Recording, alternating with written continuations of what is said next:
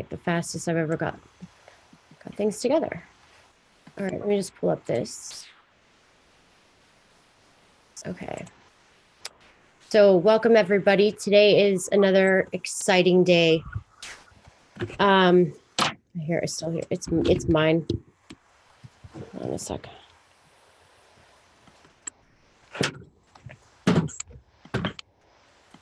Okay.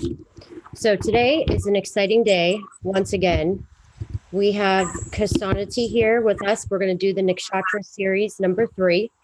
And we have gone through 18 of them, right? We've gone through 18 of them.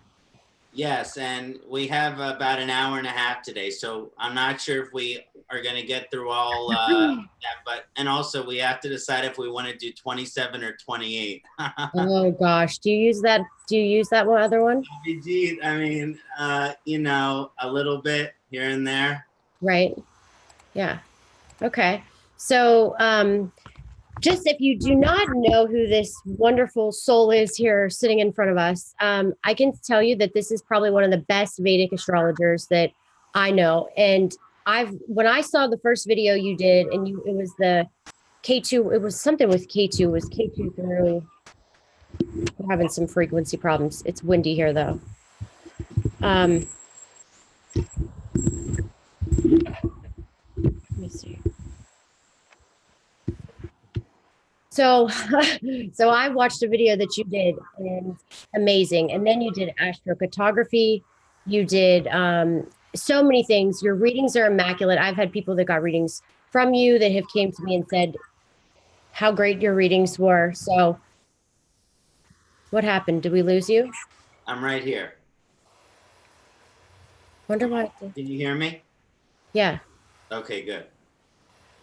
Okay, it went away. So it must have been something funny, huh? Gosh. We were K2. We'll find out which one soon. All right. So I will say this, he does readings. He has a channel. Make sure you check out his channel. It's in the comments. I'm going to pin it to the bottom of pin it to the comments as well. I've learned so much from you. So thanks again for coming back on. Everybody loves you. Everybody's like, where's phase 3? Where's section 3? Phase 3. You can clearly tell I'm in the home building industry. So where's part 3? Where's part 3? Everybody's so excited. I'm so excited. I love learning from you. And seriously, I recommend anybody who wants a reading, if you want a thorough, accurate reading that you're going to get down to the core. Also, not even just astrology readings, astrocartography.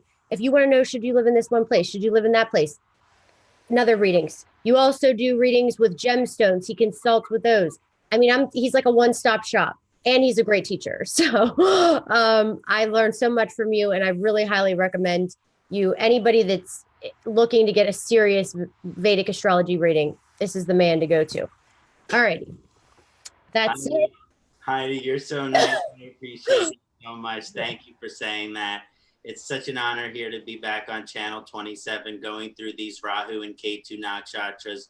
Ever since we did this, focusing on the nakshatras through Rahu and Ketu, it really shows you an interesting way of how that nakshatra functions. In other words, unless it's a Rahu or Ketu nakshatra, when Rahu or Ketu's there, it's going to stir that nakshatra up. And that's one thing that I've seen through just our analysis and this work we've been doing together.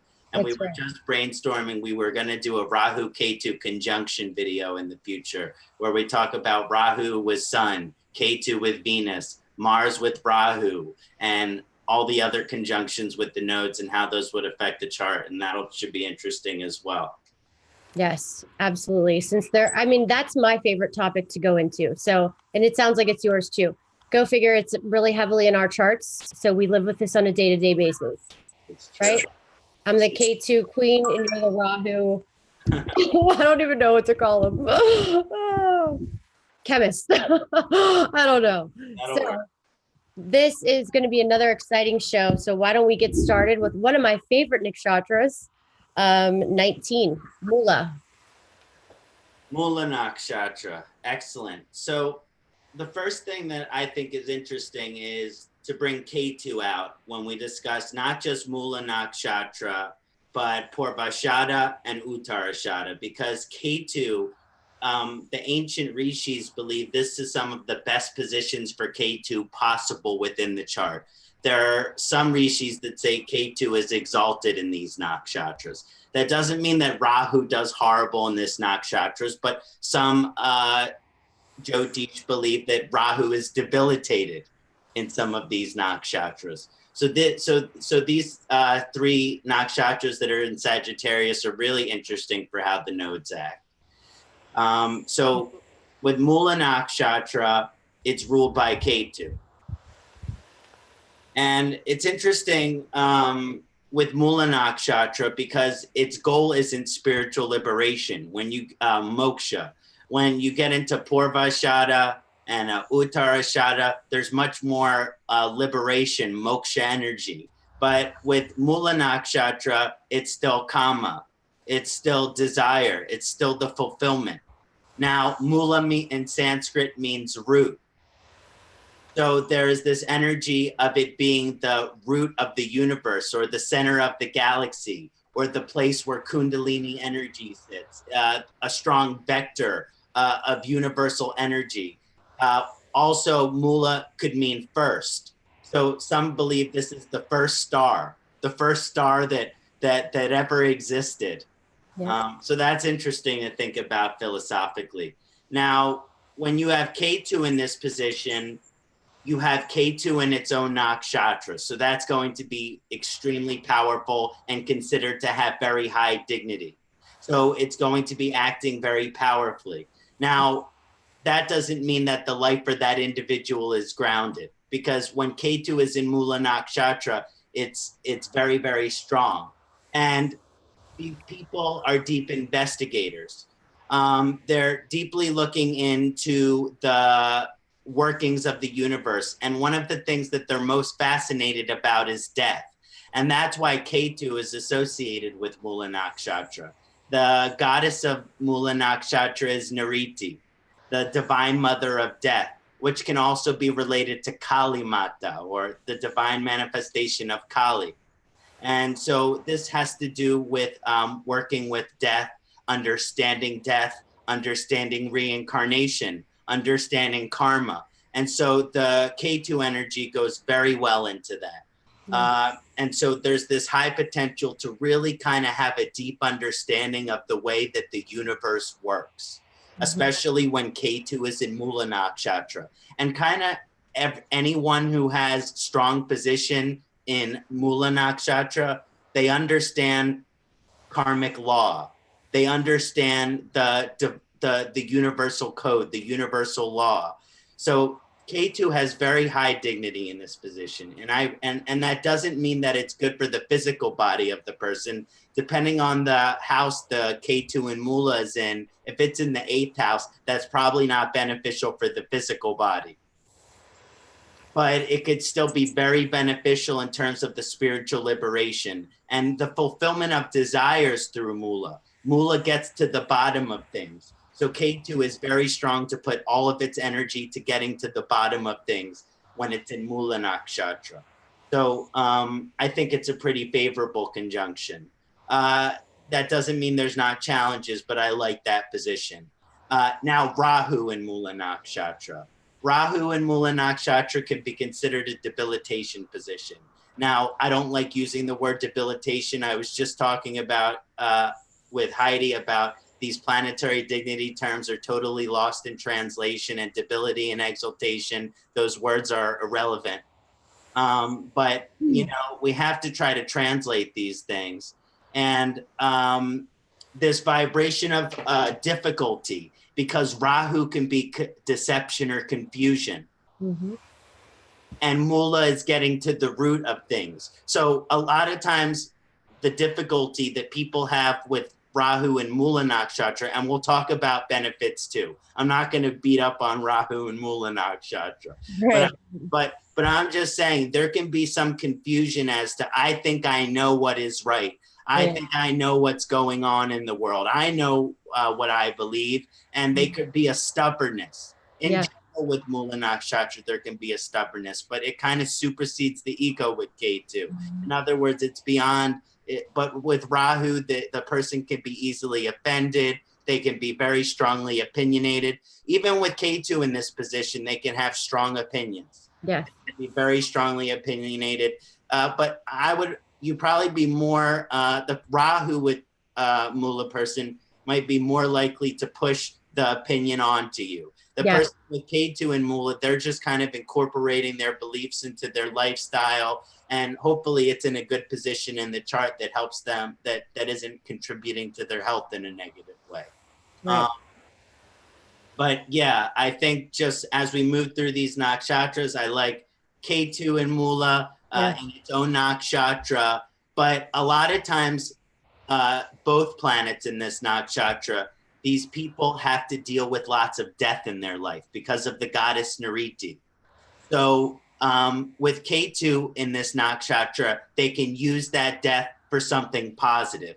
And with Rahu, hopefully in this nakshatra, the person can use death as something positive. But also with Rahu in this nakshatra, the person could be traumatized from certain events, certain things that happened in their life. They can be traumatized, like Mula, which means root. So some of the things in the early childhood, maybe some traumatic events happen to the individual in the early childhood, and then they have to heal through those events, getting to the root problem of what their suffering is. Yeah. Like, for example, like if they're an older person, like a grown person, and they have certain bad attributes, it can be traced back to certain traumas that they might have had as children. Yeah. And this can happen with Rahu or Ketu in this nakshatra, but it's more challenging, I think, for Rahu in this nakshatra. I agree. And I think that depending on, like, you know, Jupiter goes here, anything that goes here, it can be pretty arrogant. Like my Jupiter's in it, and I can, you know, it can be sometimes intense, and where I say things I know that scare people, or I say things that people are like, really? Did she just say that? I mean, is she really going to talk about that? You know, and I just don't care. So I know what Rahu and Ketu really can do. I think that Ketu, I've noticed that there's so much about the past. It could be past lives too, I think. I mean, that's personally, I think, you know, you really get into the past lives. People are like spiritual detectives. And then I've also seen it go a little health way too. So sometimes like the Rahu good side can make some like extremely like into the health stuff or things underground. But I will say what you said about Rahu and Ketu, like Ketu's going to do it in a more subliminal way, when Rahu's going to be like the annoying politician that thinks they know everything, and the investigator, and it's like blah, blah, blah, and everybody needs to go on board. Rahu's like that extreme. So, or I think it could go material, where it brings out surgeons and brings out, you know, detectives that way, or brings out somebody that can dig into things. So material, loans, mortgages too. I've seen that. Exactly. Digging into things is a perfect way of putting it. And all three nakshatras in Sagittarius, and Sagittarius is representative of the legal system. But before we can make any laws or anything like that, we have to investigate why we have laws, the reason behind things. All of that comes from Mula Nakshatra. It's right. like the research material, because we just came from Scorpio. So it's like the finishing of the research, the culminating effort of all of the research leads to this final truth, leads to this root answer, leads to this root cause.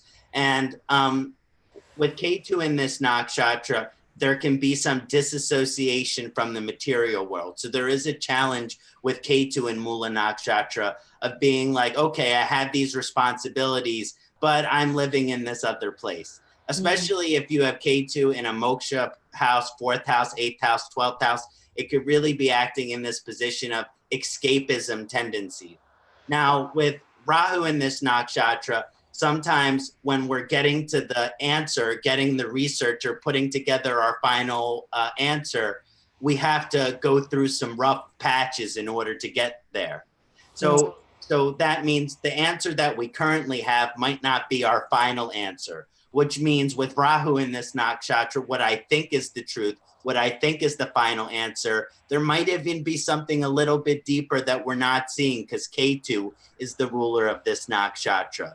Ketu is no eyes. It sees without its eyes. So maybe there's something that we're not seeing with Rahu in this nakshatra that's actually deeper than what we think this thing is about. Yeah, good. That makes a lot of sense for sure. Now we're not going to get into conjunctions. That's where it gets fun because you throw a K2 Jupiter conjunction or a Rahu Jupiter conjunction in Mula and it takes it for a nice wild turn. You know, Exactly, because that'll be next. yeah, because it impact, it that then Rahu would like to, I mean, Jupiter would like to have high dignity because of its position in its natural sign. But Rahu's saying, okay, there's still a lot of lessons to learn around Jupiter type significations where Sagittarius is, where Pisces is, will be affected too. Right. It's always fun. Like that's the best. I think that's the most fun part about astrology is, it's a puzzle and you're putting it together and, just learning. And that's how I learned was from doing all the readings mainly and noticing the patterns. So I'll say though, one thing I got to say about K2 in, I get a lot of K2 in Mula and I'll say that it's a lot of the people that are into the truth seekers. And I call it truth seeking. Some other folks might call it conspiracy theories. I call that there's some logic and facts to it, I'm sure. So those are the people that are interested in the facts. They want to know the truth. They want to get down dirty to the details. I mean, they don't care. They will dig down to the root where they can't dig anymore. And a lot of those people are on this channel. So I think that that's the theme I see out of my readings the most. And maybe it's also because my Jupiter's in it, 100%. With Mula, they will only accept Sat, which is ultimate truth, which is the divine reality, which is ruled by Ketu, which is that which we cannot see, which is also that which we can logically or rationally understand, because we can only logically or rationally understand what we can see. Right. So, but yes, there's this deep digging and investigating and getting to the bottom of things and not taking anything else for an answer, which is why Rahu can act debilitated in this nakshatra. Because Ketu's like, okay, that's not the answer I wanted to hear, but I'm going to move on. Right, but Rahu might be like, that's not the answer I wanted to hear.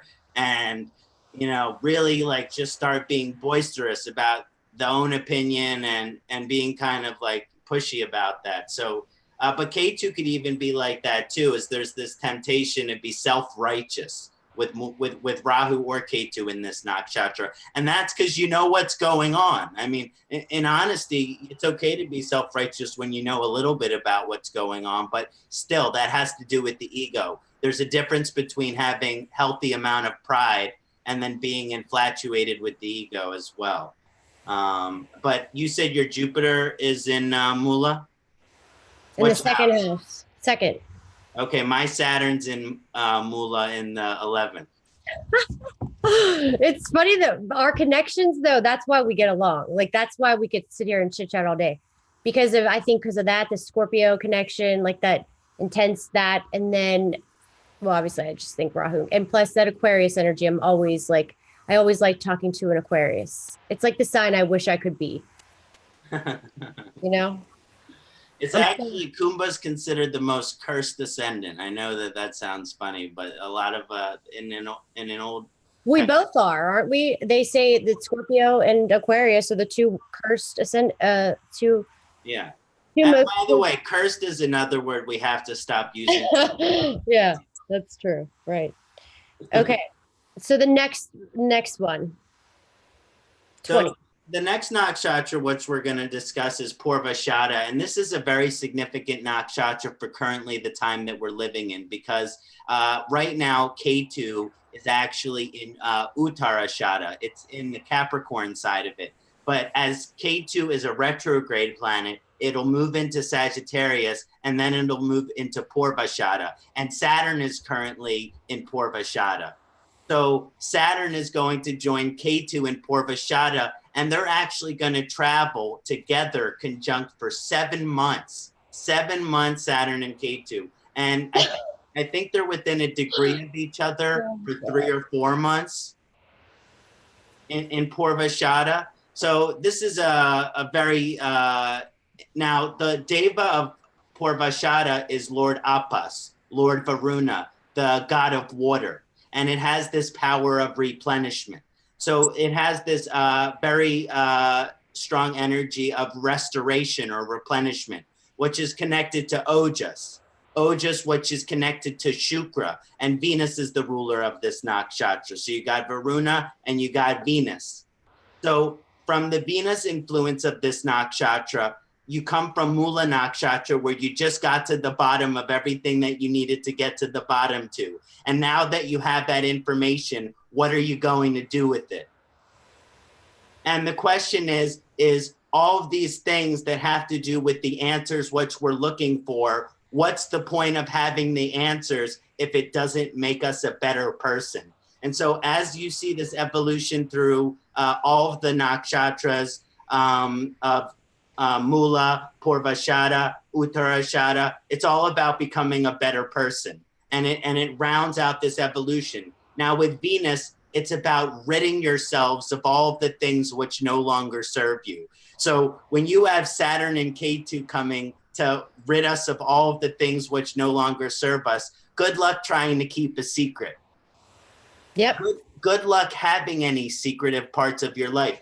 And we'll see this on a political structure when the long hidden secrets of certain political leaders are going to come out, and certain, you could say, mysteries which have gone unsolved for so long will finally be solved, because all of these things which are no longer serving us are coming out. Yep. And this means dishonesty too. Yep. You know, let me tell you a couple of people that are popping in my head that I know their charts. First of all, look at this one, R. Kelly. Okay. So somebody like said, watch this. And I watched that documentary on him. He's got his sun, moon, and I think sun, moon, and Mercury all there together. Mm-hmm. So let me just say, and look what happened to him. He's in a Saturn dasha, I think. He's screwed. Comey, like there are a ton of people in that, not even so much like high up, that are in FBI, CIA, I noticed. This nakshatra is a very tricky nakshatra to understand, because yes, it has this arts and this artistic Venus and Venetian thing, but this is also can be a very corrupt nakshatra, sex, affairs, you know, doing things like you shouldn't be doing, oversexed, control, like it gets dark. This nakshatra I noticed gets really dark. It's like the Bhadapadra one. Yeah, when it comes to the things that no longer serve us, we can either remove them from our life, which would be hopefully the best evolution, or we can just indulge in them freely. And so one of the things that you see in Purvashada is that the weaknesses for the person come up. But when the weaknesses for and we'll talk about Ketu and Rahu, when the weaknesses for the person come up, then they can either give in to that demon, or they can try to purify themselves of it. So this is why Ketu is exalted in this nakshatra. This is another one of Ketu's exalted positions. Because, and the goal of this nakshatra, as well as the next nakshatra, is moksha, or spiritual liberation. So Ketu does very well from its rulership in Mula, and then because of the moksha associations of Purva and Uttarashada. So there is this vibration here of, if Ketu is in this nakshatra, when you look at the face of your demon, and we all have a demon inside of us, let's be honest, everybody. We all have our positive light side and our dark side. When you're looking in the mirror at your demon, are you going to dance with that demon, or are you going to try to purify yourself of it? And with Ketu in this nakshatra, it tries to purify themselves of it. So maybe earlier in the life, but Purvashada is the earlier part of it. Uttarashada is the later part of it. So with Purvashada, there are usually things that happen earlier in the life, which are significant events. And with Uttarashada, there can be more significant events later in the life. But this energy of Purvashada with Ketu, it will rid itself of all of the things which no longer serve us. For example, earlier in the life, the Purvashada with Ketu person, they love smoking cigarettes. They smoke 2 packs of Newports every day, and they just really, really enjoyed that. But eventually, the Ketu and Purvashada person, they can't keep smoking cigarettes. They have to give up smoking cigarettes. Then once they give up smoking cigarettes, they'll say, I'll never smoke another cigarette again. And they go their whole other life without smoking cigarettes. So even though they might give in to their indulgences, eventually they can be purified beyond them. Rahu in this nakshatra, it's more of the things that Heidi mentioned as well. And some of the things, if Sun, Mercury, other planets, R. Kelly, he believed he can fly. He believed he could, but really he was just getting himself into some indulgent troubles. And that can happen with Purvashada Nakshatra, especially earlier in the life or earlier in the career. There can be certain lessons that you have to learn in order to refine yourself, because Venus is all about this refinement. So, but Rahu in Purvashada, they really can like to party. They really can like to do alcohol, gamble, and I noticed a ton of people that have planets in this and Uttarashada gamblers, especially a Rahu, big time. Definitely. Rahu is compulsive. So any kind of compulsive activity could show up here with Rahu. Prostitutes, hookers. Yeah. And both Rahu and Ketu are related. It's not a bad position to have Rahu in this nakshatra. It's just a little harder to stay sober. Yeah. So if you have Ketu in Purvashada, you might have been an alcoholic when you were a teenager, then you got sober and you're sober for the rest of your life. But if you're a Rahu in Purvashada, maybe you struggle with relapsing more often. Maybe it's hard for you to put together years and years of sobriety. Maybe it's not alcohol, maybe it's heroin that you struggle with. Yeah. So there are different layers of it, but either way, if you have either Rahu or Ketu in this nakshatra, whatever your weakness is, whatever your demon is, it's like the purification of that. So what'll be interesting when Saturn and Ketu comes in there and takes all our secrets and weaknesses and puts them out on the table for everyone to see. It's going to be a scary summer. I just touched a couple bullet points on my last video, but I will say I think this summer is going to be one like we haven't seen. Yeah. We'll have to do a video on it. Yeah. Yeah. Now, the interesting about Uttarashada is that it falls into Capricorn. Yeah. And so, you're kind of like getting to the finishing of all that energy. So there's more of this vibration of associating more leading to work. Now, there's this thing that liberation is still Uttarashada. So there is still this final goal of liberation, but Sun is the ruler. So while Purvashada is like liberation for myself, like I have to become a better person, like I have to evolve. Uttarashada is how can I take this refined version of myself, this better version of myself, and do something with it, not just for myself, but for somebody else, or maybe for a company, or maybe for a business, especially as you get more into the Capricorn side of the Uttarashada position. But Ketu in this nakshatra, it kind of is like the person has a lot of spiritual wisdom, especially if you're looking in the later padas of Ketu in this nakshatra, not in the later padas on the Capricorn side, just the end of the Sagittarius side. This is kind of a really bright, shining position for Ketu. Once you get Ketu on the Capricorn side, it loses all of this dignity. So Ketu does much better on the Sagittarius side of Uttarashada. Now, it means the later conquered, or the later part of life. So this usually shows that the people have a better second half of the life. Mm-hmm. Purvashada people have a better first half of the life. Yes, very true. So, and the Purvashada people are partying hard. So that's, of course, they're having a good first half. They probably don't remember it. Right. Well, and they're like, sometimes can be silver spoon people too. You know, the people that get everything handed to them, and arts, media, social media, all that stuff. No, acting, actresses. I noticed that too. Musicians. Yeah, but there's also this strong energy of Uttarashada, which is I have to conquer this thing before I can prosper. Yes. Especially as you get into the Capricorn side, we'll see this with some of the other Capricorn nakshatras. There's this overcoming of adversity, but it even shows itself on the Sagittarius side of Uttarashada, which means because it's something that they conquered in order to be successful, the conquered foe or the conquered demon. We talked about with Purvashada, the demon comes, but have you conquered that demon? And just because you conquered it, it doesn't mean that it won't tempt you again. Right. So, but Ketu really shines well in this position and can lead to these real kind of positive type leaders.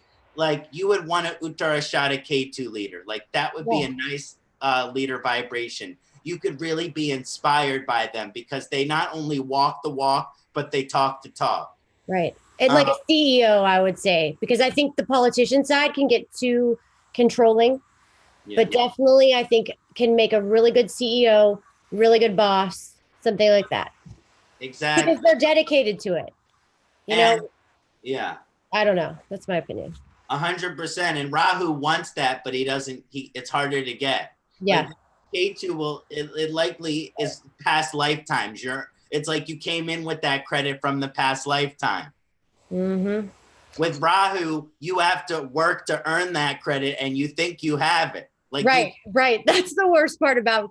I've noticed the people that have Rahu in this nakshatra, it is tough for them. Like it's either tough where they just avoid it and just work in some menial job that they can't stand, or because I guess they're afraid, or they'll go into like a task job. But this is tough to like explore creativity when you have that. I've noticed, and they get real like it because it takes that like hustler energy and throws like the strategizing guy and throws the chaos in. It just can get crazy. Yeah. Or arrogant or controlling or something like that. Yeah, and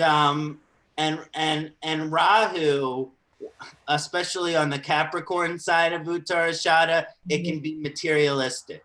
Yeah, definitely. It can have and Ketu in this nakshatra is not free of materialistic tendency either. It's just like they're kind of like evolved past. Maybe they can evolve past it, but they could be very tempted with Rahu in this nakshatra for name, fame, and wanting to be well known, wanting to have clout. Like wanting to have like this presence and be remembered in all of those kind of things.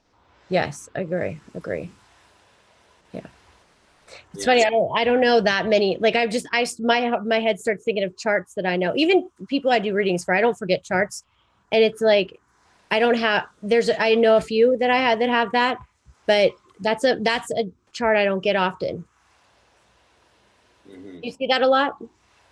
I get a lot of Rahu in Mula, Purvashada, and Uttarashada. Yeah. And I get K2 too. I get more K2. That makes sense. Right. It does. It totally does. But when I get the K2 in these nakshatras, it's like I can generally appreciate it, Yeah. But I can definitely work with people who have Rahu in this nakshatras to kind of.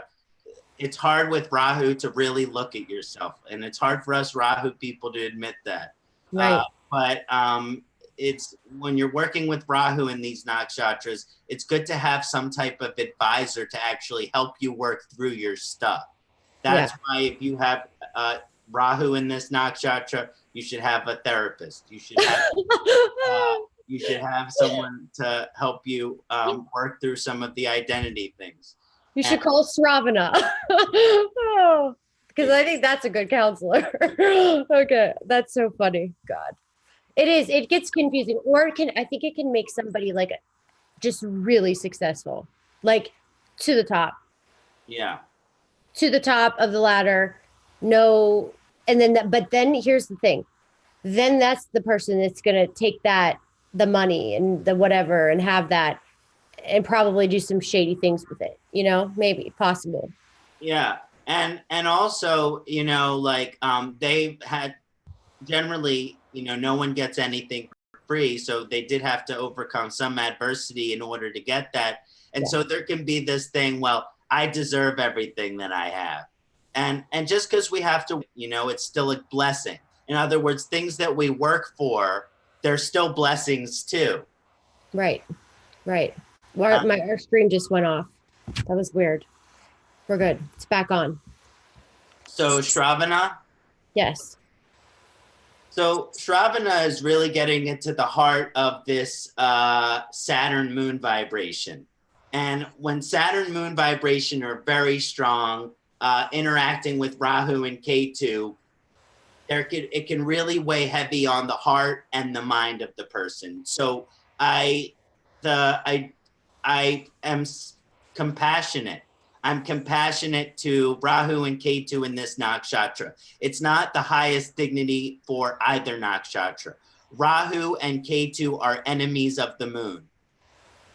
And the moon are Rahu and Ketu's greatest enemies. So in this sense, and I want to redefine enemy, but let's just say that they don't get along that well, that sometimes that their interactions cause the moon, which rules the mind, it wears on it. It tears on it. It causes erratic changes of the thought process.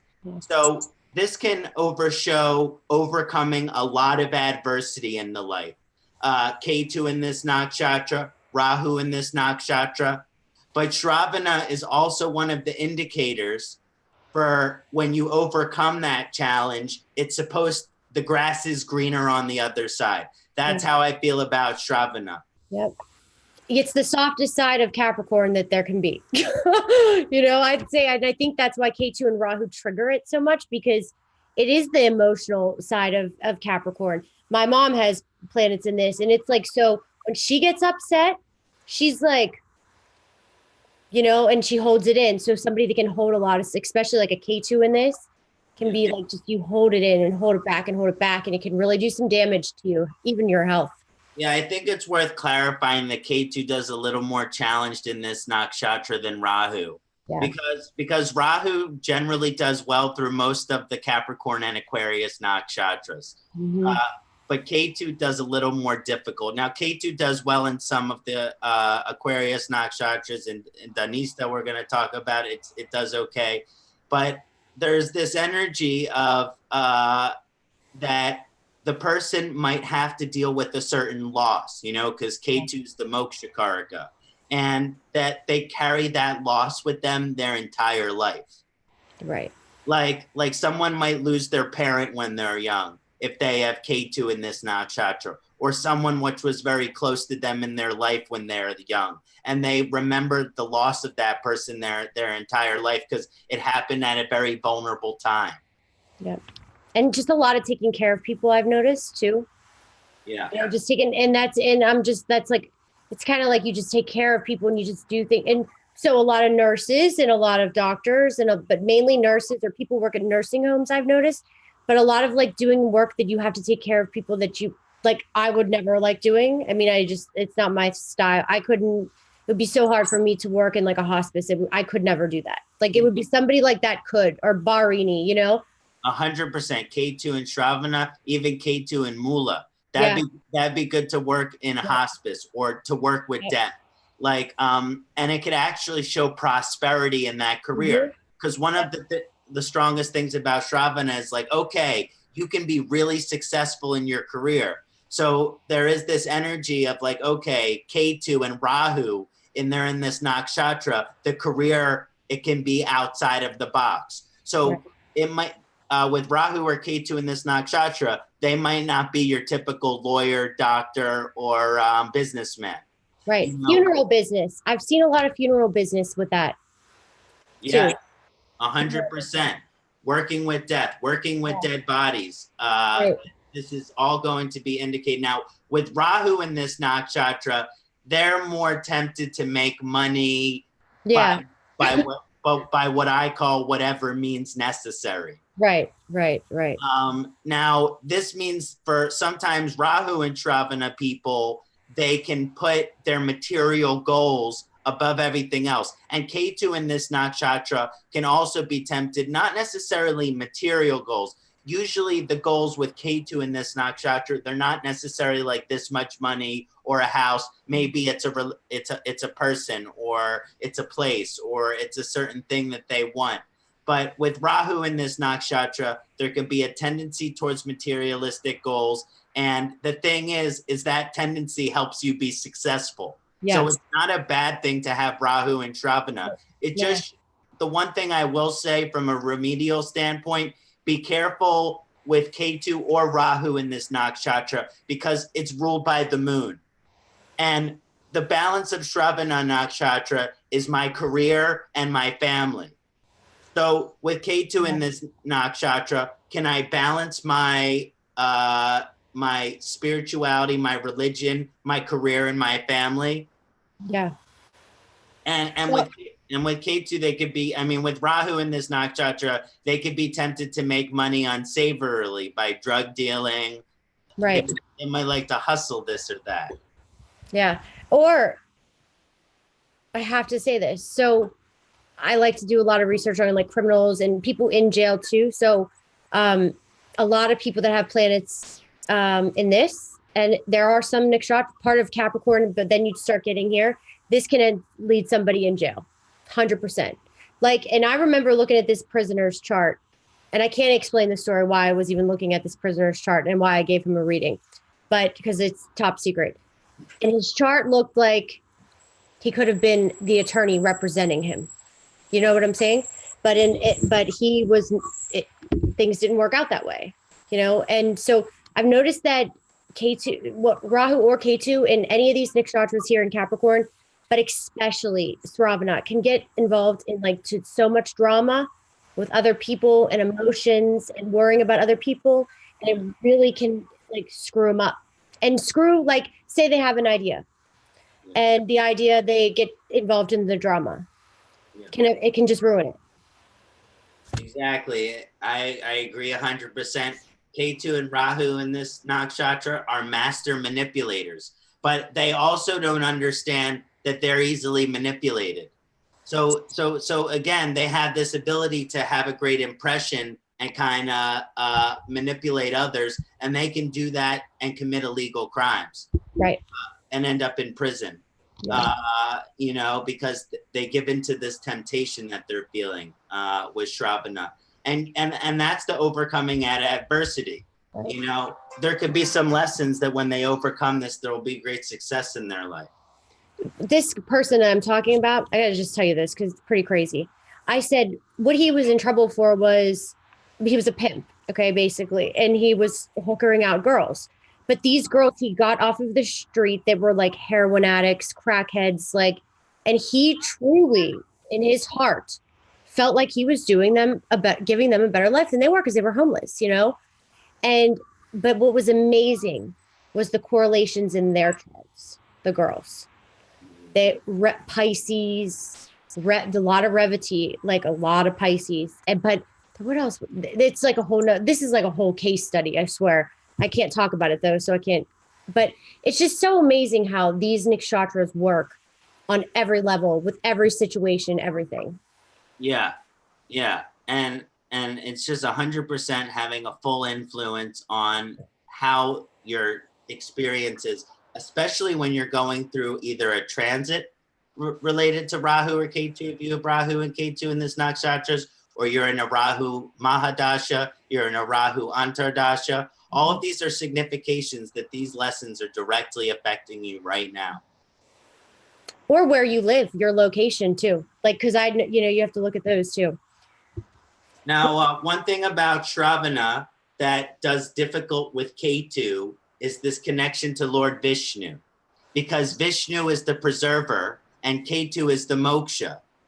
So Vishnu is trying to keep everything together. And so a lot of times people with Shravana, they have this mentality, got to keep it together, got to keep everything together. And it's actually one of the indicators for being well organized. So is Dhanista. They're both indications for good organization.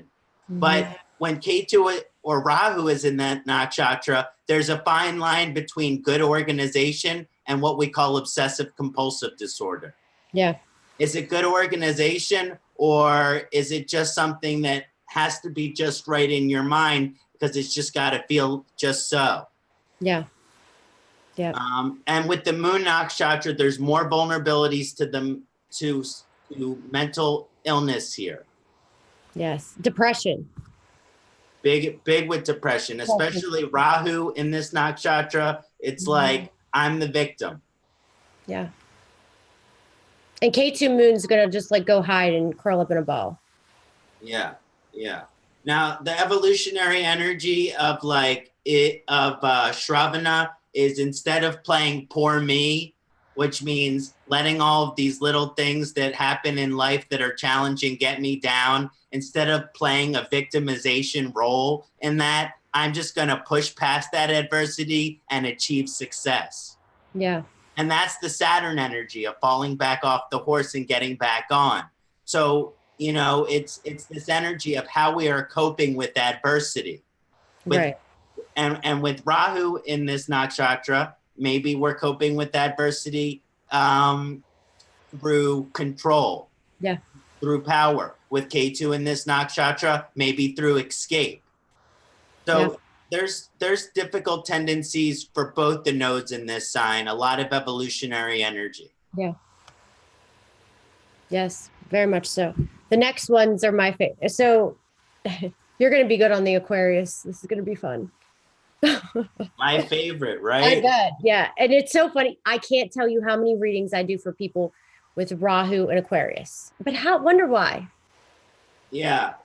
Well, the thing is with Rahu and Aquarius, and they have the Ketu in the 7th house, they would just be attracted to a strong Ketu vibration. Mm.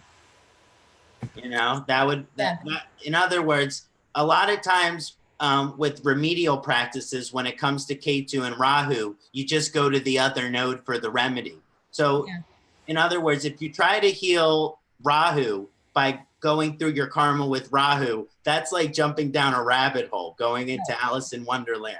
Right. Yeah. You gotta be like, how is Ketu acting in my chart? Let me align to that. And if you're suffering from a Rahu dasha, align to Ketu to feel good. Right. You know, if you're struggling during a Ketu dasha, connect to your Rahu vibration and feel good. Yeah. So Dhanista, the next nakshatra, kind of connects Capricorn and Aquarius. This is a very powerful nakshatra and is warrior cast, is Mars association, and is Mars ruled. So of all of the kind of planets which are having to do with Saturn, Mars is the most, Dhanista is the most physical. Right.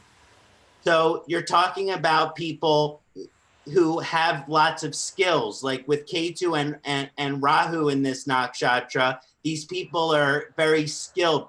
They're fixer uppers. They make things better. They're engineers. They're chemists. They're car repairsmen. They're mechanic. They're electrician. They know the way that things work mechanically and physically. There's a strong connection to the physical world. Understanding the physical world, understanding the mundane world. It's the conclusion of the Capricorn energy. So in its most exalted energy, I think of it as one of the most grounded nakshatras. Yep, I agree. It's grounded through physical action. Yep. Ketu and Mars and Saturn all acting together. I like Ketu. Well, I'm gonna always say I like Ketu more on the Aquarius side of Dhanista Nakshatra. And I just like the Aquarius side of Dhanista Nakshatra. And I have someone very close to me in my blood who was born with Saturn and its ascendant in Dhanista. And we've always had this strong connection with each other.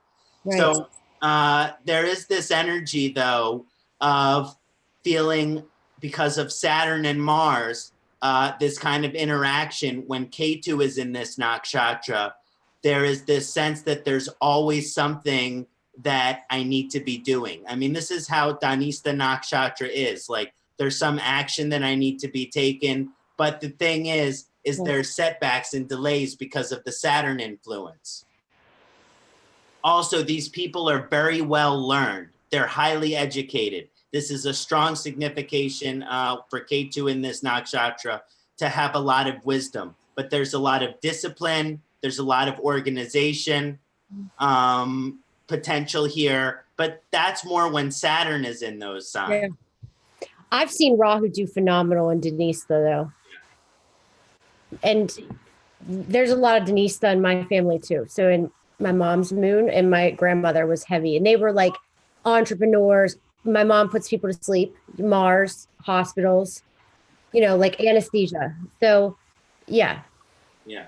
Rahu and Dhanista, it's funny you say anesthesia, because this Dhanista can have to do, as we get into Satyabhishak as well, you're kind of getting into more medical energies. Yeah.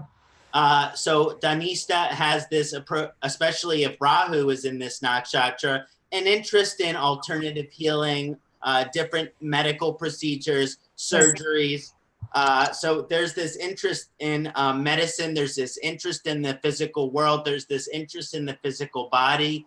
And also people with Rahu in Dhanista nakshatra, they love the planet Earth. They love physical nature. Yeah. And it's like, they're the type of people that could be really successful businessmen. They can also be the CEOs, but guess what they're doing on the weekends? They're going camping. Guess what they do when they get off of work? They Golfing. What's that? Aquariuses, especially, I don't know if it's this one more so, golfers. There's a lot of golfers that have planets in Dhanista, I would say. Yeah.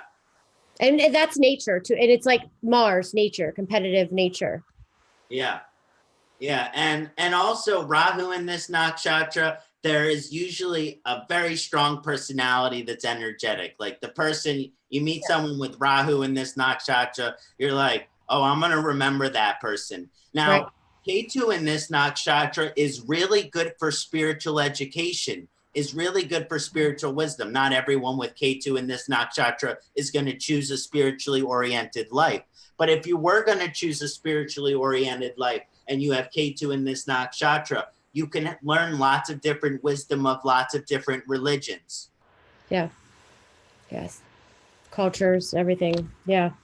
Very smart human beings. Like I like the intelligence that I've noticed that comes out of here.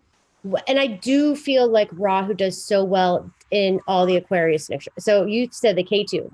I'm telling you, I think it's the Rahu ones that are the ones that are so, because it takes that energy. Now they might be a little out there and disconnected from a lot of people. I noticed the other people suffer the most, like the people around them, right? But it's some serious brains. You said Ketu does well in these nakshatras? I think Rahu does way better. Oh yeah, I agree with that. Yeah, Ketu, I think Ketu gets all confused in these. He's like, yeah. Exactly, because you know, they say that Ketu and Saturn are friends, but they don't really work well together. No, I don't think so at all. But Rahu and Saturn work well together. So Rahu does really well in Dhanista, Satyabhishak, in Shravana, and Ketu does better in the Sagittarius nakshatras, Mula, Purvashada, Uttarashada. But I think all through Capricorn and Aquarius, Rahu kind of showing that him and Saturn have the closest connection. Yeah. And if there's any of the nakshatras that it's going to do well, it's going to be, I would say, Denise, that Ketu can do okay with it. Yeah, it's 100%. But Rahu, like, I don't know. It just depends. And also everybody needs to know too here, this is so depends on your chart. This isn't just like, oh, if you have this and this is how you're going to be. It's in what house it's in. It's how it's going to play out, what your ascendant is. It's going to play out, you know, if it's conjunct with anything else. So we're just giving you like the overall energy of how they perform. Yeah. And Dhanista is the drum. So Ketu and Rahu in this nakshatra, they love music. They're great musicians. And, you know, Ketu in this nakshatra might be more like Yanni, and Rahu in this nakshatra might be more like Swedish death metal. But the thing about the Rahu in this nakshatra is they're like Ghost. They'd be the #1 Swedish death metal band out there. Yeah. And a lot of wealth comes with that nakshatra, I've noticed. Like Either way, it's Yeah. a lot of wealth. Even if it's hidden, like you won't know about it, but they can have money.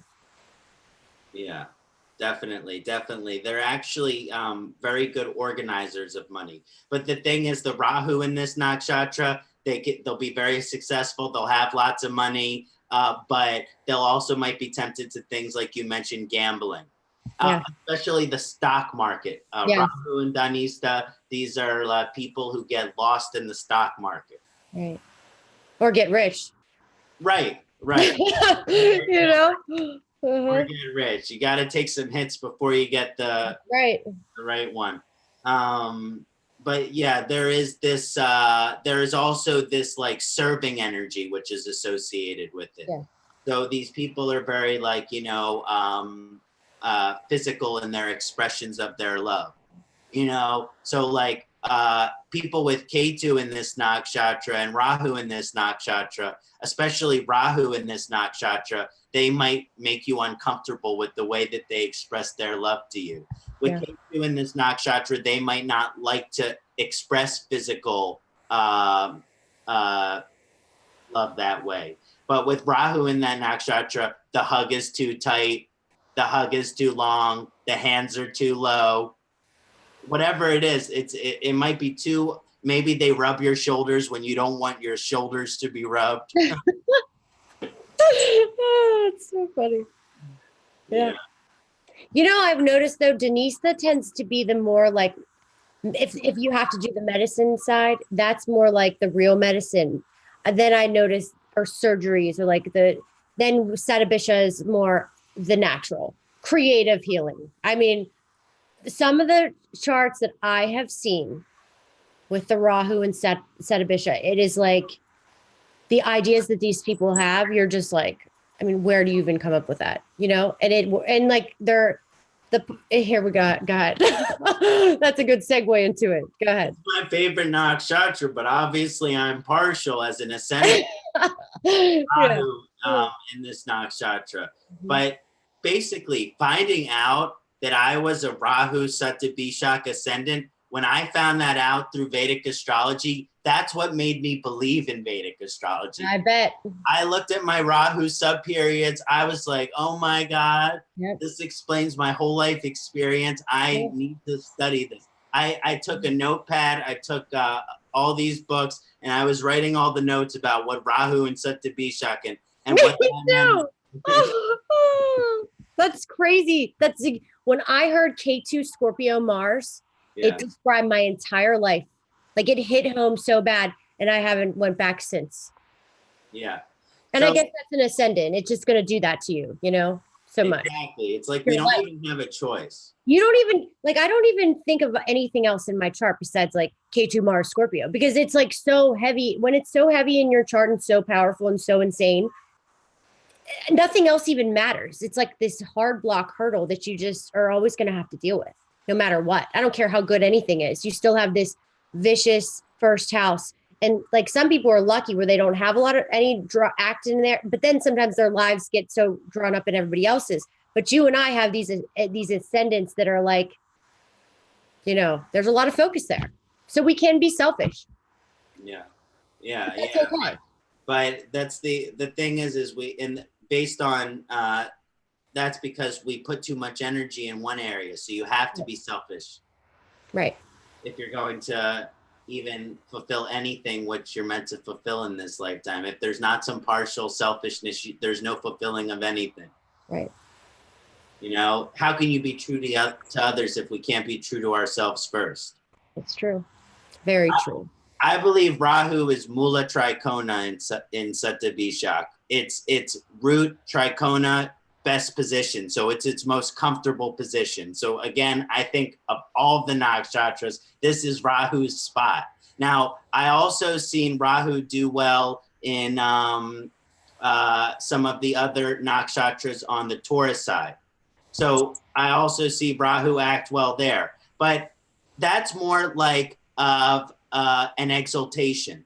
Mula Trikona is more like a natural sign. And in Gemini astrology, Aquarius is can be the ruler of Rahu. Right. Rahu is the ruler of Aquarius. So as you look into Sagittarius Nakshatra, its energy is naturally Rahuvian, and that's because it's called the 100 flowers. 100 flowers can also mean 100 medicines. It's also called 100 doctors. It's also called 100 diseases, and it's also called 100 poisons. And you take all of that together and you have a Sagittarius person.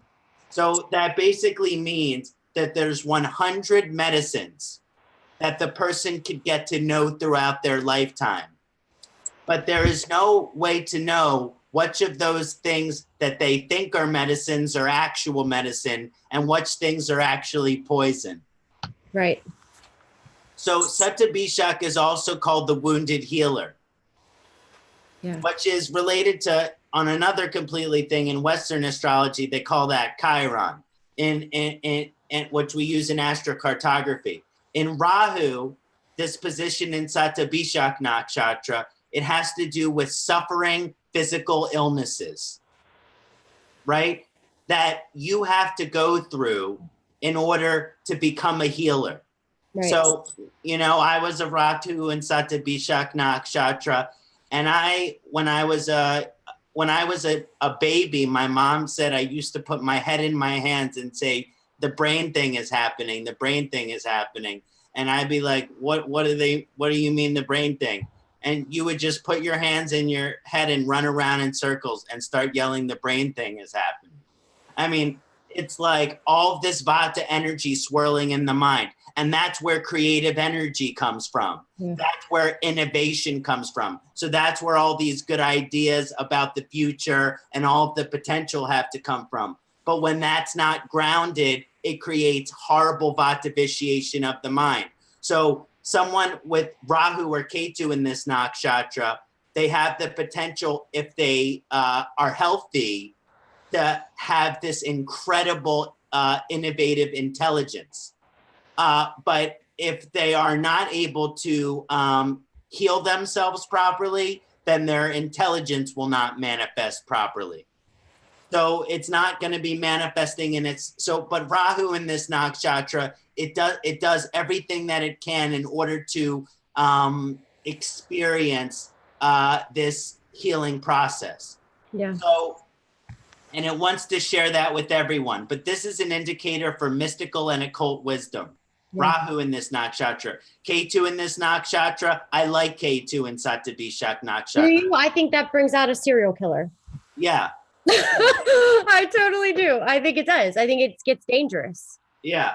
Because this is like where Twisted Ketu gets all like the dark chemist that's turns into like the person that kills somebody with and poisons them. Like if it's say it's a woman who hates her husband, that's the woman that's going to give her husband antifreeze. Well, the Satyabhishak is the magician.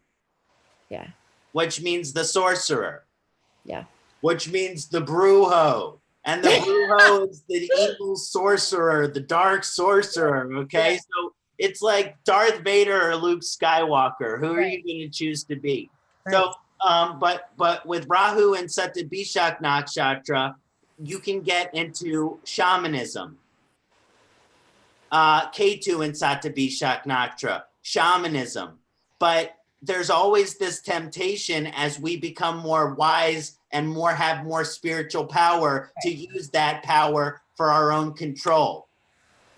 And probably the people watching this are definitely those people, but the people that don't know about astrology, they could have the bad ones, you know, or have the, and it's going to go to our next nakshatra, which our next couple sets of nakshatras, you know, this is where it gets kind of dark. These are my favorite ones too. Like we're going into the favorites. So, but I think Satyabhishak, musicians too, Rahu and musicians and phenomenal, but drinkers can be Ketu there can be alcoholics for sure, because a lot of addictions I've noticed, like with, you know, smoking. Yeah, because they love medicine as much as they love poison. Right. Yeah. And so people with Ketu in this nakshatra, that's a strong indication for sobriety. Okay, I agree. Now I see the connection, because if you have Ketu and Satyabhishak and you're on drugs, hell yeah, you're going to kill somebody. Right. So that Ketu and Satyabhishak nakshatra person needs to be sober.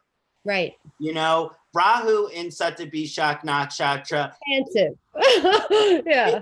it can actually change poison into medicine. That makes sense. It can, which is actually Lord Shiva, and Lord Shiva is connected with this nakshatra, as well as the incarnation of Vishnu, Varaha Deva. So there is this strong energy, Varuna, of when Ketu is in this nakshatra, of kind of pushing the person to not put poison inside of their body. Right.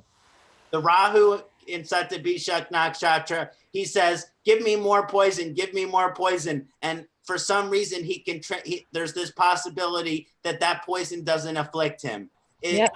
And in the ancient tales, they have Shiva, and he drinks the poison from the ocean, and it turns his throat blue. And they call Shiva Nilakanta, which means the blue-throated god. And sometimes when you're praying to Lord Shiva, you say, Jai Nilakanta, blessed is the blue-throated god. That's because he consumed poison. So Rahu and Satabishak, they can consume poison for whatever that's worth. They can consume poison and get away with it. I just got chills when you said that. Yeah. Or it could be somebody that gets poisoned, you know? Ketu in that nakshatra, and Rahu in that. I've been poisoned many times. And this is my... well, it doesn't surprise me. You have Rahu there. So, and it's in your first house. I've gotten food poisoning, living in other countries, parasites, worms, and all of that stuff, just from eating, you know, in other countries. So, I got to say this, because here's the funny thing. You actually got them, right? Well, here comes Rahu Ketu. Ketu is paranoia, okay? I always think I have parasites. Like, I won't even eat sushi anymore, nothing. I don't eat meat barely at all. I mean, nothing. But when it comes to like sushi, I would never touch it because I had this horrible fear of parasites. And I knew every parasite, every worm, hookworm, lungworm, fluke worm. Because you're Ketu and Satabisha? Or no, Ketu and Scorpio, but I just got so obsessed with it. It's like, when you have just in general, Ketu, what they do, it just goes, mine went into investigating mode, you know, yours, but that actually gave you poisoning, you know, because it's in your first house. Yeah, I also lived in Peru for like a while, drinking ayahuasca. Yeah. Thinking that was medicine. I mean, I don't think it's poison. I don't think it's both and neither and either. I went there trying to figure out what it was, and studied it for years and still have no idea. So that's just the Rahu and Satabishak thing. It's like, I thought this thing was the answer. Like, before I ever tried ayahuasca, I thought that was the healing answer, that was going to heal everyone's suffering. And then I went there, I'm like, oh, this is just another thing that I don't understand. I would love for you to talk to Cliff High about that, because he knows a lot about that. Interesting. And he does it in like a very logical way and talks about it. Yeah, it's very powerful. I think it helped open me up to the, you know, the energies. And I have no desire to do that whatsoever. No, nothing like that. Like because I like to be in control. So I'm never going to do something where my mind's out of control. Yeah. People with Ketu and Satabishak, or Rahu and Satabishak, they can be very tempted to use shortcuts for their spiritual growth. Yeah. Like psychedelics or whatever it may be, like thinking that that's going to do any spiritual work for you. That's part of the great illusion. No substance is going to do any spiritual work for anybody. It might show you the work that needs to be done. Give you a heart attack and put you back to, Yeah, exactly. You know, and I think, again, with Ketu in this nakshatra, I encourage sobriety. With Rahu in this nakshatra, there is no silver bullet. And, you know, let's go with, even with this nakshatra, somebody that's not spiritual could just be on heroin, and then they just almost die. And to the point where they almost OD, and then that's their awakening. And it doesn't mean it's a spiritual awakening, but an awakening to get clean, to put your life back together. That can be too a scenario that happens. It's not all just spiritual. There's like sometimes the realness that comes out of it, I've noticed. Yeah. And for example, with Satabishak, it's the poisoning that allows you to know what the healing is. Yeah. So, you know, obviously the way that I ate before I got food poisoning, I'm less likely to eat that way now. So it just teaches you to learn the physical lessons of the body the hard way. So the thing is if you find a path of all, and then we'll move on. I know I've been talking about No, you're good. No, I like this one. It's good. Keep that going. if you use alternative medicine to in your lifestyle, then and you have Rahu or Ketu in this nakshatra, you can live a very long life. Right. But if you're not open-minded to different ways of trying to make your life longer, you could you could have a very short life. And some of the things with Satyabhishak nakshatra is, oh, the disease took this person out because oh, they weren't willing to do the work. They died from consumption or whatever. So there are these different energies here where you have opportunities, what are called healing crises. With and you were just talking about one, Heidi, with the heroin addiction. I've also seen Satyabhishak node natives with these type of addictions.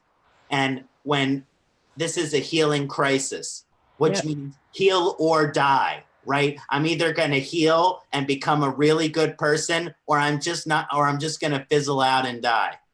Alcohol too. Alcohol Satyabhishak is a lot.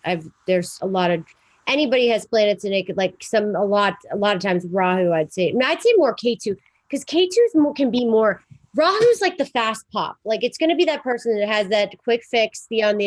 K2 is the addiction, I've noticed. Like that what brings out more addictions. Did you notice that? Yeah. And also with K2 in this nakshatra, there can be some codependency. Yeah.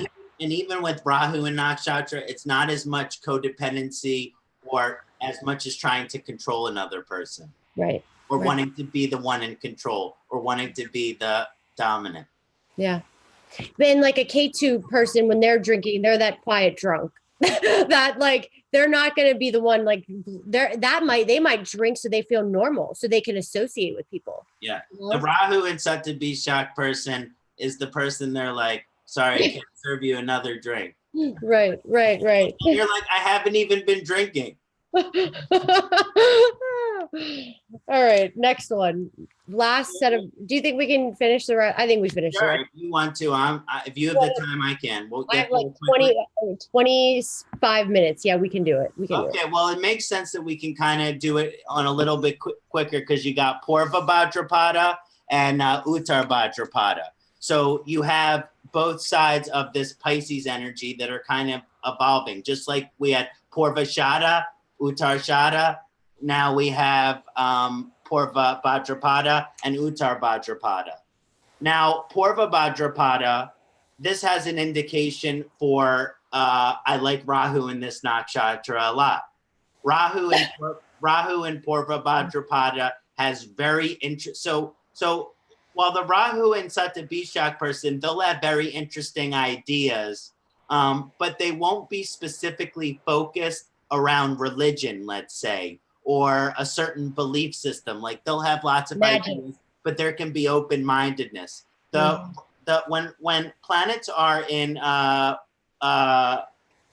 Bhadrapada, there's much more of this vibration of if Ketu is in this nakshatra, like, can I begin to let go of this kind of part of me which is no longer serving me? It's this kind of energy of, can I believe something? Can I find something to believe in and then begin to lead my life by that? So this vibration of Ketu in this nakshatra, you get kind of religious zealots or religious over-enthusiasm. And you can actually see this through all the Pisces nakshatras. Yeah. I agree. Like when I think of Purva Bhadrapada, I think Aleister Crowley. That's Aleister Crowley. I mean, that's what I think. I mean, that if that explains it for me, that's when I hear Rahu, Purva Bhadrapada, Aleister Crowley. Yeah. And when you're looking at that, you're looking at people who are very well educated. And if they're into religion, they're usually like pretty like intense about it.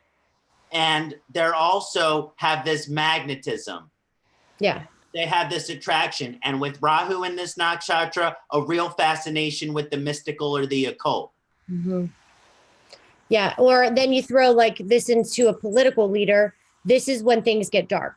Lots. I mean, I'm not saying it's always dark because I do a ton of readings for people with this, but depending on like how your chart sits, this nakshatra I notice has the most murders.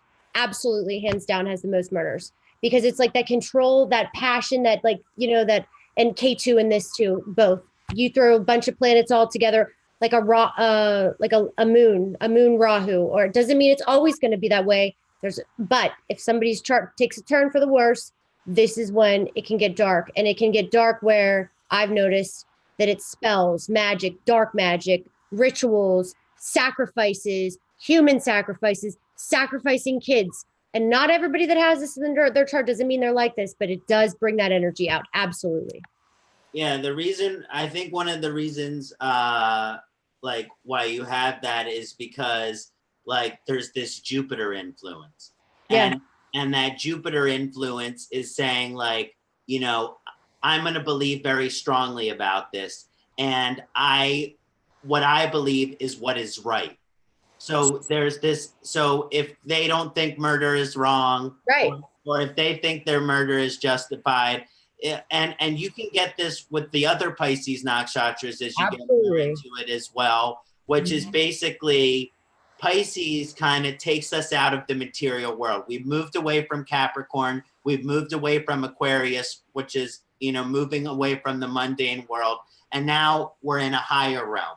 And in traditional Hindu, this is connection with Svarga, which is the celestial heaven, or like an altered dimensional realm, which is beyond this physical realm, which we go to where the devas are.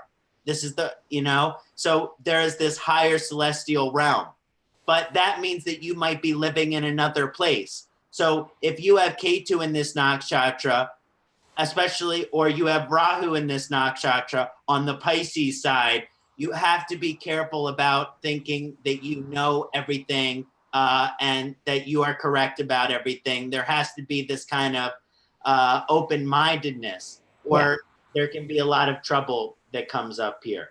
This is way better in Aquarius than it is in Pisces. Yeah. Hands down. Like I think it's dangerous in Pisces. And not always, but yeah. I think Rahu does better on the Aquarius side. I think Ketu does a little better on the Pisces side.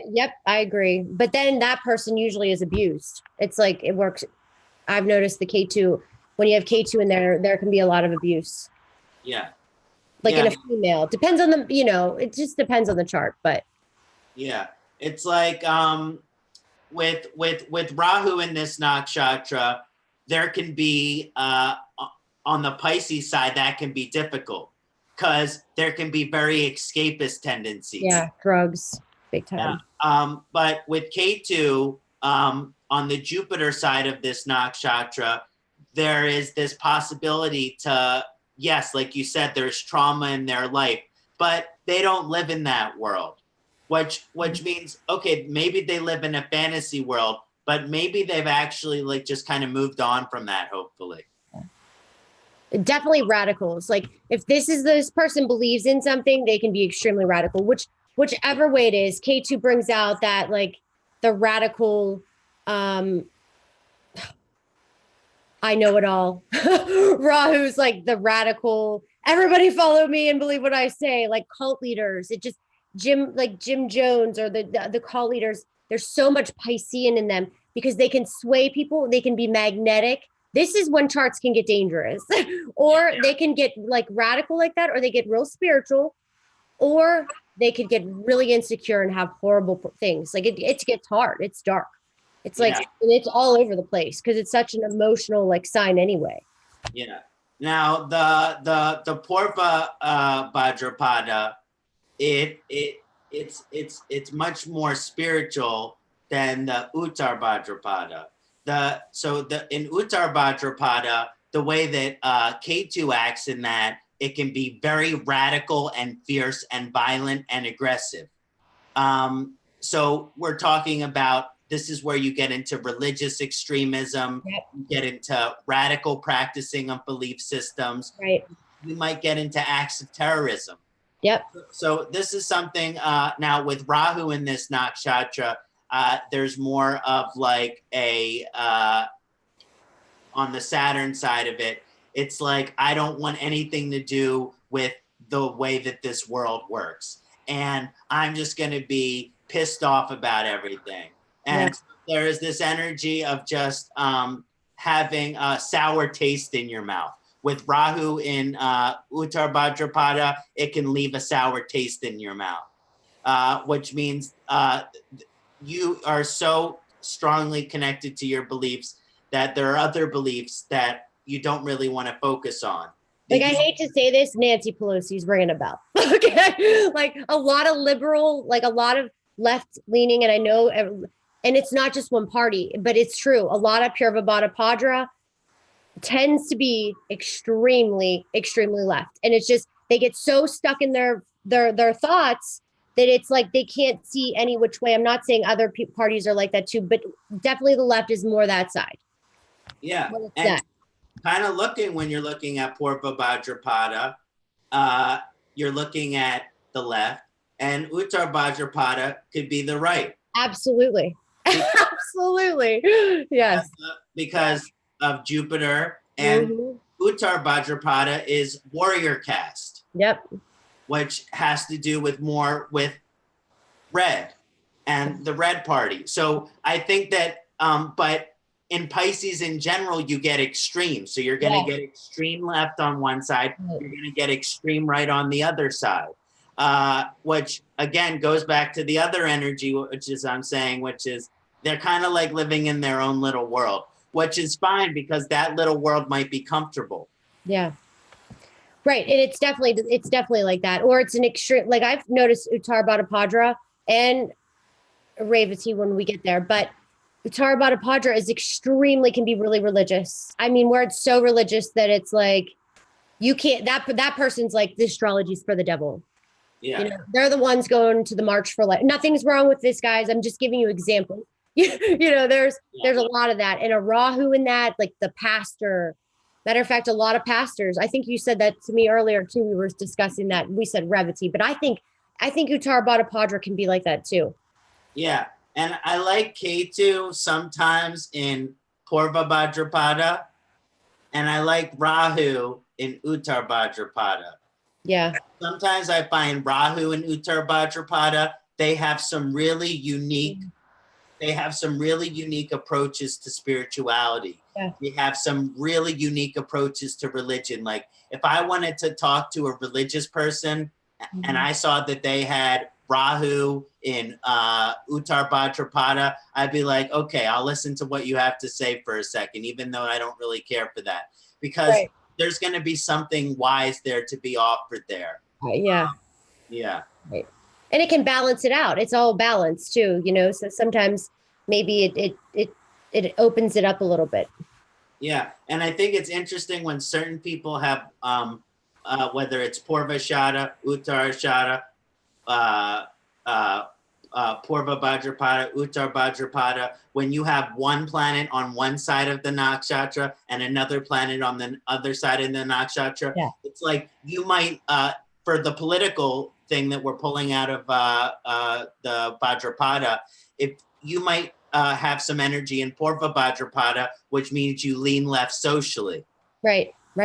So if you have strong Purva Bhadrapada energy, you're going to lean left socially when it comes to certain things. If you have energy in Uttar Bhadrapada, you're going to lean right financially.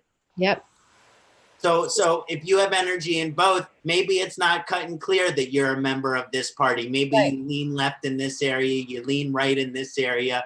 But it can definitely show your leanings is what I think we're bringing out. Yeah. Pelosi's moon is in Vishaka. So it's like when you get a lot of those, like the radicals, it can really just do no talking to. There's no like what she's doing right now, you know, and you know, we're not going to get all political in here, but it's just so crazy how it works out in every time. Same with Hillary Clinton. her chart looks like kind of very similar to Pelosi's. You know, they've got these trends.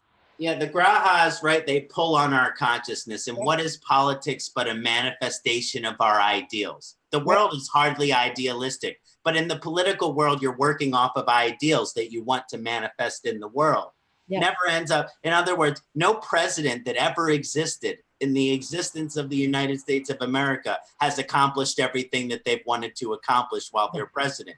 So it's based off of ideals. So it's interesting when you're talking about it from an astrological perspective to say, okay, wow, maybe the way that I think about politics is being influenced by my chart. Isn't that interesting? It is. I can tell who voted for who every chart I pull. Every chart, you can see it. I can look at the nakshatras and say, who does this person like more or less? It's so simple.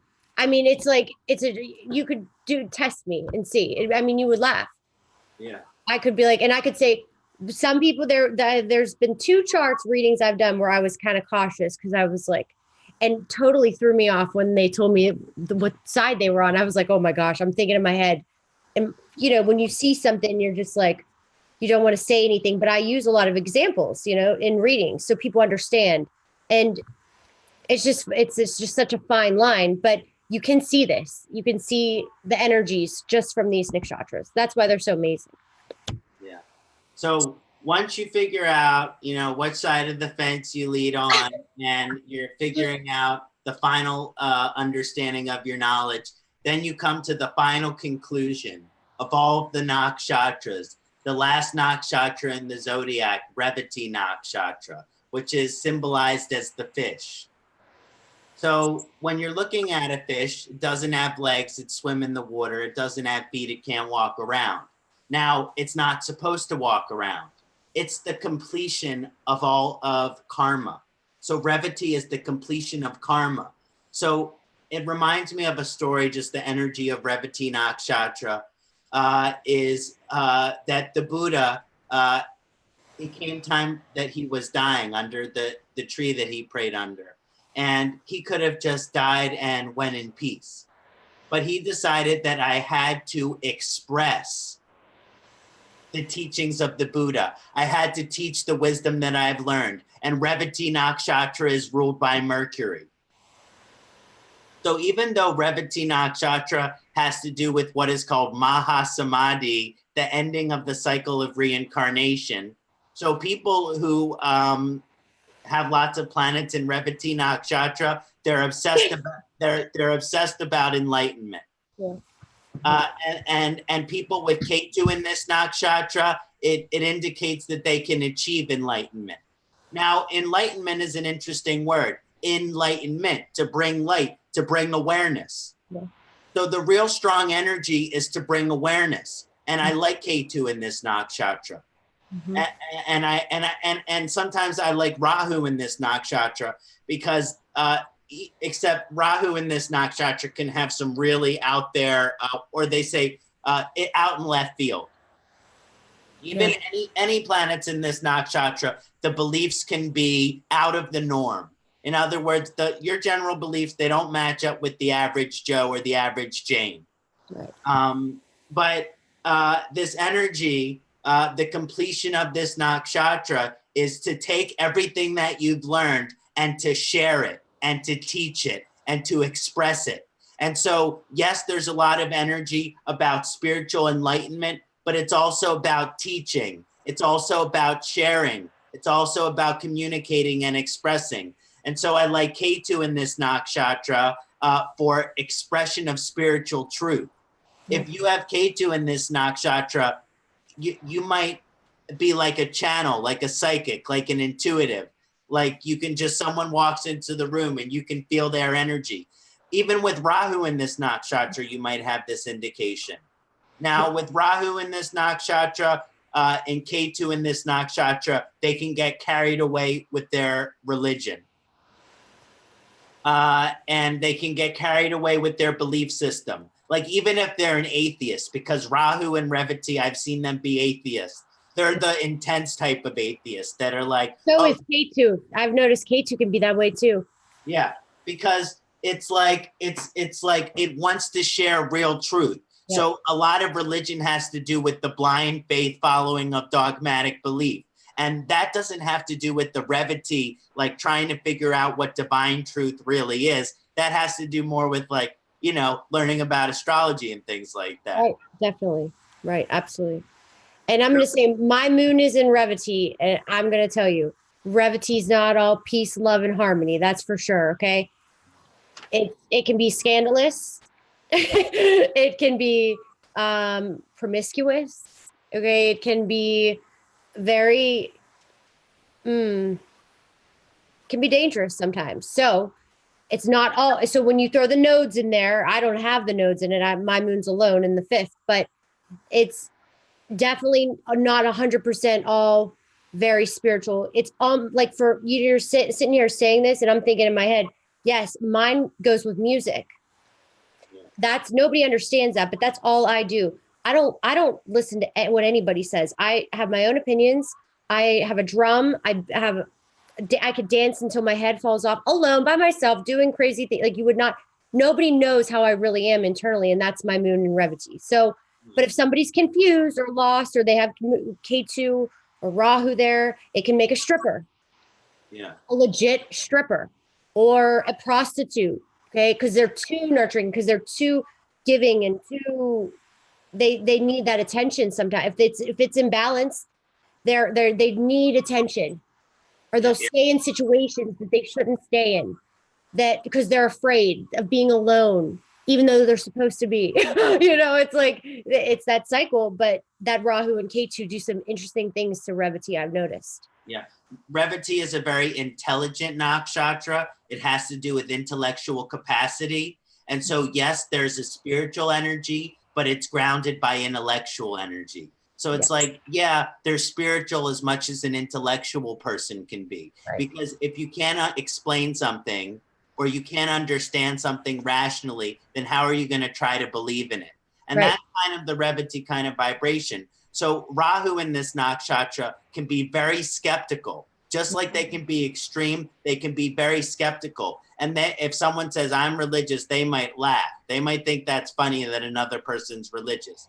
Because to them, how could they practice something like so seriously? Now, Ketu in this nakshatra, it's Ketu has signification for the 12th house.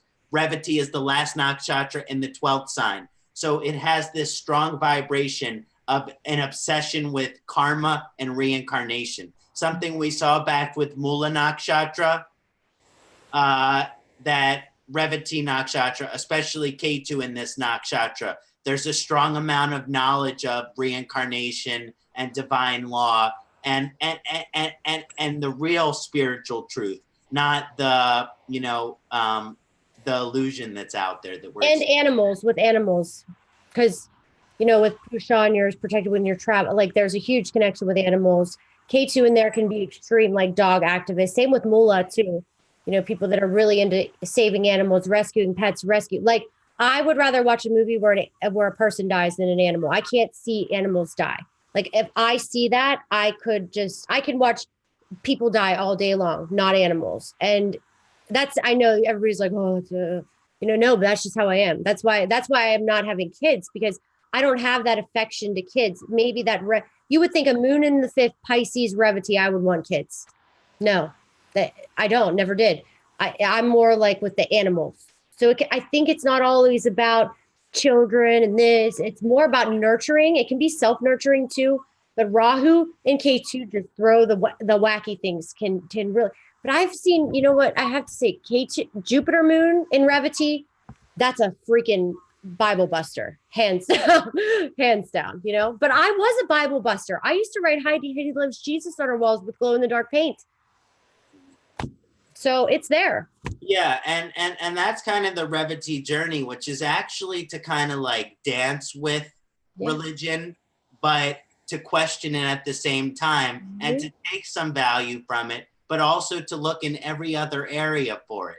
And so there is like this questioning spirit to the Revity native. And which means if someone has Rahu in this nakshatra, they're always questioning things. Right. They're always doubting things. if Ketu is in this nakshatra, then they're more likely to be a blind faith believer, or maybe just like very radical in their approach. Right. But well, you know what? Alchemists come out of there too, big time. yeah, like, and that's, you know, that makes sense with the Mercury K2 in there. I've seen a lot of like out people that study that like did know. I don't even understand it at all, but people that get really heavily involved in that, because it's like that intelligence that K2 is the detective, you know, and that can be that. yeah, like if someone had like a Rahu or Ketu in Revati in like the 10th house, then they might own some like occult shop where they have all these different potions, alchemical mixtures, different writings on different practices. Like we have a shop in Philly called Harry's Occult Shop. It's been there since I was a kid.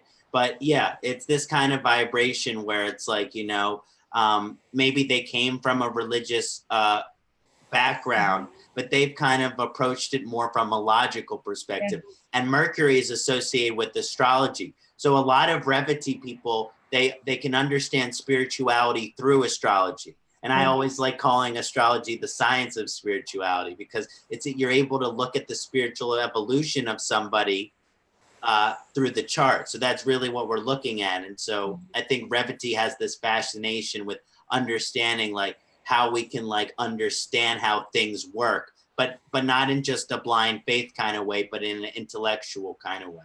Yeah.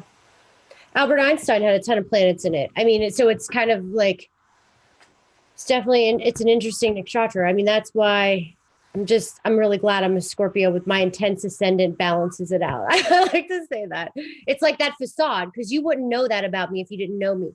Like you would probably not guess I'm a Revati moon if you see my YouTube channel. You probably think absolutely not. There's no way, the way that girl talks, what she says, that she's this calm little Pisces moon in the 5th house. Absolutely not. Yeah. It's a facade. It's that Mars K2 Scorpio, don't F with me, watch out facade that I keep on, and it's a guarded thing. And you need to have it on this freaking crap, you know, with all the craziness on YouTube. But that's how it is. It's a facade. It's not how I am emotionally and how I think. Yeah. Yeah. Yeah. I always say Jenny and I, my friend Jenny, she's a Pisces ascendant, Revati ascendant, sun, you know, all Piscean, but she's a moon in Ardra. And I'm the Scorpio K2 Mars with the Pisces Revati moon. We're totally reversed, but people see her as the nice one and me like the nice, like sweet, you know, she has the facade of being very calming, sweet, nice, and we're totally reversed. Yeah. I mean, the thing about a Pisces Revati person, especially with Rahu or Ketu in this nakshatra, you could talk with them philosophically about anything for any amount of time. Yeah. People with Ketu in this nakshatra, Rahu in this nakshatra, they're very interested in philosophy and they like to communicate. They like to talk about it. So having the moon in this nakshatra is perfect for talking about astrology, is perfect for sharing about these things, because it's like you're expressing this type of devotional energy, but it's through a science, it's through an intellectual energy. So it satisfies your love, it satisfies your devotion, but also your intelligence as well. But I don't discount other things. Like I read about Vedic, Western astrology, Chinese astrology, you know, I mean, there's astrocartography. There's so many other things that I'm not going to just say no to, because you have to keep an open mind, because what if you're wrong? What if you find proof that something else is right? Just like all religions, you know, one day I'll never forget, if that was the end of the world. I was reading the Quran. I thought I was reading Revelations. It was the Quran. I had no idea. It's like, what the hell is this? It was the Quran. I was just Googled like end of days, and it came up. And that was a big eye opener for me, that I was like, whoa, what's the Quran? You know, I grew up in Pittsburgh. There wasn't any like craziness at all. So it just was eye opening. I'm like, this is the same story that's in the Bible. That's all I needed. Then I started questioning things, and I'm like, that's how I think about Revati. It's like whatever religion you're born in, you pick up the book, you read through it, you put it down. Okay, what's the next book? Yeah. Because it's like, okay, I already read that book. Okay, it's time for the next one. So it's like this energy of like, you know, ascertaining the truth from something and then moving on, learning something else and sharing what you've learned along the way. I have to say, I might be a little radical when it comes to astrology, though, because there's not one person, and you can say this, I'm sure, too. What an amazing thing. People don't understand why people get so passionate about it, because if you give us your month, day, year, city, location, we can tell you how you think, what your worst demons are, your best demons, your worst flaws, your best attributes, what you should be doing. I mean, it is crazy. Any stranger off the street, anybody. And that's one hell of a gift to have. And it's not a gift. It's like, for me, I look at it like I like it as a power thing. Why? Because I'm in control. For me, I use it as a tool also. Okay, I'm not going to get mad at this person because I know this is activated in their chart. So that's not going to piss me off like it would piss me off like it usually does. You know, that's another wonderful thing about astrology. You can forgive people easily. There's so many things. I think that's so beautiful, Heidi. I've also used it as a tool for understanding like all the people in my life that I love and care about. And when you can understand the challenges they go through in their chart, instead of getting angry at them, instead of you start to feel compassionate for them. Right. From an ancient Vedic perspective, that's karma, which they are inherited to experience in this lifetime, and they have to experience that. So why should we be angry at our family members for the karma that they have to experience? So it is just really helpful in just like understanding, like, also, I'm not feeling well. I'll take a look at the chart. Oh, that's why I'm not feeling well. My ascendant is being hemmed in and Saturn's in the first house. And that's why this thing isn't uploading on time. And that's why there's a little glitch there. But it's just a way of understanding things that, you know, for me, took a lot of stress and tension out of my life. And for us Mercury-oriented people, you have that Revati energy. And it means that you have to understand something logically, rationally. You know, you can't, so astrology is perfect for those of us who are intellectually or scientifically oriented and still want to try to understand spirituality. But you got to have a little like openness to you too, because the brainiacs that just try to stick to the graphs and the details and the little tiny nitty gritty things I've noticed, that's where you can fail too. It's one of those, it's like a double-edged sword, you know, if you get too into the numbers, too into the graphs, too into like every little planet specific thing and you're charting everything out. I don't think that works, because I'm going to tell you, I think times have changed. Yogas back in the day aren't the same yogas. If you're a king in a yoga, doesn't mean you're going to be a king right now. It means you're probably going to be like a manager. You know what I mean? We got to look at these things and bring them to the new age, because times have changed. Planets have changed. Yeah, 100%. And goals and morals have changed. So like a debilitated Venus, which I have, it's worked out rather nice for me, where I've been pretty successful at a young age and always have made money.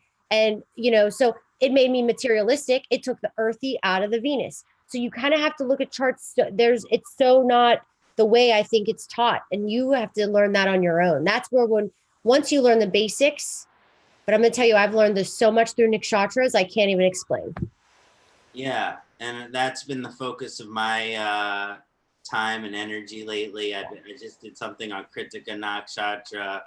And it's just, when you understand, someone asked me when I was doing a reading, what's the difference between the energy of the planet, the sign, and the nakshatra? Like, how do you differentiate the energy? Like a really heady person. I was like, yeah, you know, the planet acts like a catalyst for the karma. So it kind of, it's the action, it's the movement of the karma. The nakshatra is the lesson that you have to learn. The nakshatra is the evolution that you have to go through. The planet is what's activating that lesson. So literally, when you're looking at the chart, your signs, your planets, and nakshatras, you're not only looking at all the circumstances in your life, but you're looking at the lessons that are within them. Yep. And so for all of us who are looking for meaning to life, that's all the meaning that I need right there, is to know that there's lessons that have to do with what I'm going through. That just gave me chills again. It's just like when you learn them, and I love that there's not that much information out there. because it can't be like, you can't get like brainwashed with it, where the information is very like, it's almost like real times now because it's genuine. It's like what's happening now. You know what I'm saying? It's not so much people they didn't know how to use them. They were kind of like, just go by your moon. I think that's bogus. I think you need to go by your ascended. I can read charts with nakshatras. You need to know every nakshatra in your chart. I don't care what anybody says. That's that important. Yeah, the ascendant is definitely 100% the way to go too, because Yeah. we're in the Kali Yuga, where the warrior caste is the highest energy. So because we're in that current time, like there's nothing more important than that. Don't you agree that the ascendant is the most important part of your chart? 100%. Yes, but I agree 100%. But I think a couple thousand years ago, before Jesus Christ, around the time when the Yuga changed, that maybe the sun and the moon were more important thousands of years ago. And then also thousands of years into the future, they may become more important again. But right now, today, hands down, ascendant Lagna first. Yeah. And if that's why I say I don't even do readings for people that I don't have it. I'm like, because I can't rationalize a chart. You can give somebody's overall energy, but if you want to know if you're going to get hit by a bus or win the lottery, you need your ascendant. Like that's just, or if you're going to get a promotion, you can go by how somebody thinks or their sun, which sun is so generic to me. And somebody wrote in the thing, oh, I see how she must have had that kind of relationship with her dad. No, because that's not just what your father is in your chart. And Venus has a correlation to your father too. So people need to get that straight. They don't even like, and that's where Western astrology can be very like, they don't understand how deep the Vedic goes. It's the dark, it's the stuff that most people don't want to talk about. It's the karma. Exactly. And you can focus in on any area of the life and say, this is the type of karma that I have there. And this is something maybe we can discuss at another time, but there are 3 types of karma. There's fixed karma, and that fixed karma shows up in your astrology chart. For example, Aquarius is a fixed karmic sign. So usually karmas in Aquarius are fixed. That means you're not likely to do anything to work through that karma on your own. That means you have to go through that lesson your entire life. That means that you have to experience challenges with that lesson your entire life. Now, according to Hinduism, you can actually work through the fixed karma with the guru. So then there's also movable karma, which is karma that you have to work really hard to move. This is the dual sign in astrology. So if it's a dual sign, that means it's movable karma. That means it's not going to move on its own. You got to put time and effort in it, to like an alcoholic who needs to stop drinking. You're not going to stop drinking on your own. You got to put down the bottle. If you're overweight, you got to put down the fork. It's so true. It's so true. Yeah. But the one thing I'm going to say, I think personally, and what the thing I say, if you know yourself, and you said it earlier, if you know you, all the other stuff doesn't matter. Like if you know what you're supposed to be and you know why you're here, and you know your negative traits too, and how you are, because sometimes people just don't even realize it. Then that's when everything else kind of falls into place. And quite honestly, I think a lot of people have a hard time accepting it and saying their flaws and, I'm just forgiving themselves for all the shit that they've done in their lives. Okay. A lot of them have so much like stuff, they just blame it on everybody else. So I don't believe necessarily you need to follow a guru. You have to get your shit right with yourself first. Then you can work with somebody else. That's my opinion. And sometimes astrology is the place to start, because when some stranger that doesn't know you tells you everything about, that's what blew me away. I'm like, did she like Google me? I'm like, how the hell does this person know everything about me? And it's freaky. It's like, but it never is wrong. Yeah. And then there's the changeable karma, which just kind of moves through on its own, which means that it's kind of like something that you'll kind of it'll work itself out. Yep. And there are certain lessons that we have in life that work themselves out. There are certain lessons in life that we have to really work really hard to learn them. And there's other lessons that it seems that no matter how hard we think we learn them, we keep repeating the same mistakes. So the chart, it's a report card for your karma. So if we work through our evolutionary energy, then in the next lifetime, our karma has improved. If we don't evolve to the evolutionary energy, which is suggested in our chart, then in the next lifetime, our karma is much worse. Yeah. So it's basically the choice between heaven or hell, which don't actually exist, but exist as far as our karmic incarnations. Yep. Beautiful. I put your in when we were in the chat here, and I'm going to post it one more time. Here's all of Ksanati's information. Okay, so everything's there. Please go subscribe to his channel if you want to learn what we're talking about, and you're new to this.